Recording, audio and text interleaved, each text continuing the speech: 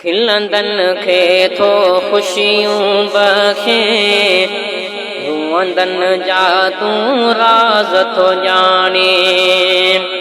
खिलंदन खे थो ख़ुशियूं बख़े, रोअंदन जा तूं राज़ थो ॼाणे।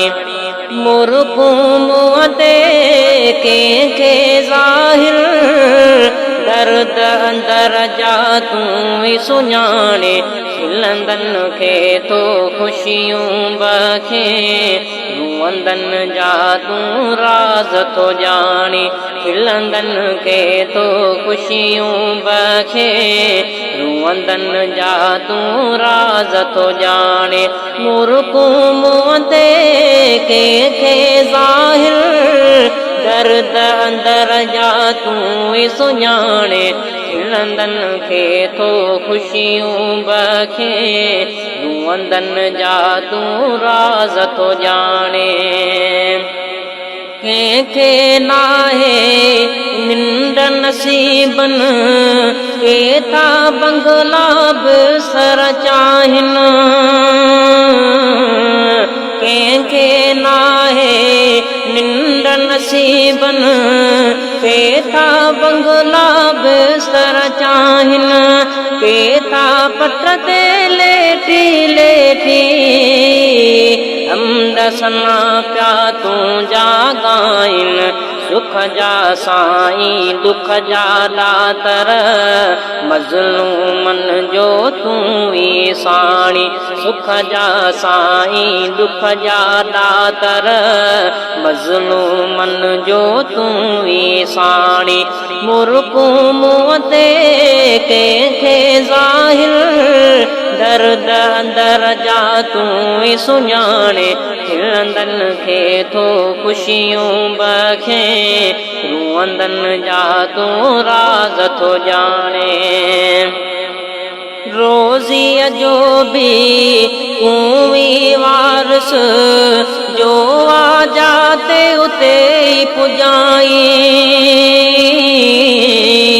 रोज़ीअ जो बि तूं ई वारिस, जो आजा ते उते ई पुॼाई। माज़ूरन खे मालिक मिठड़ा, काथे काथे मुल्क घुमाई। कंहिंखे प्यारी आबे ज़मज़म, कंहिंखे प्यारी खारो पाणी। कंहिंखे प्यारी आबे ज़मज़म, कंहिंखे प्यारी खारो पाणी। मुर्गूं मुंहं ते कंहिंखे ज़ाहिर, दर्द अंदर जा तूं ई सुञाणे। खिलंदन खे थो ख़ुशियूं बख़े, रोअंदन जा तूं राज़ थो ॼाणे। कंहिंजी दिल में रहम आ बरपा, कंहिंखे पढ़ाए शदीद पत्थर। कंहिंजी दिल में रहम आ बरपा, कंहिंखे बणाए शदीद पत्थर। कंहिंजी दिल में इल्म जा दरिया, कंहिंजो मेरो मंदो अंदर। कंहिंजी ज़बां सां पजरन टांडा, कंहिंजा सुपना अमर कहाणी। कंहिंजी ज़बां सां पजरन टांडा, कंहिंजा सुपना अमर कहाणी।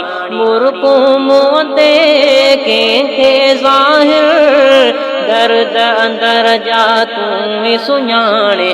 खिलंदन खे थो ख़ुशियूं बख़े, रोअंदन जा तूं राज़ थो ॼाणे। जग जो चरखो अजब हलाई, कंहिंखे विलायत कंहिंखे फ़क़ीरी। जग जो चरखो अजब हलाई कंहिंखे विलायत कंहिंखे फ़क़ीरी कंहिंजे नसीब में आहे गुरबत कंहिंजे मान में आहे अमीरी गुलशन जो बस अर्ज़ अदा में कल में साथे हिन जी पुॼाणी गुलशन जो बस अर्ज़ अदा में कल में साथे हिन जी पुॼाणी मुर्गूं मुंहं ते कंहिंखे ज़ाहिर दर्द अंदर जा तूं सुञाणे खिलंदनि खे थो ख़ुशियूं बखे मुंहंदनि जा तूं राज़ थो ॼाणे।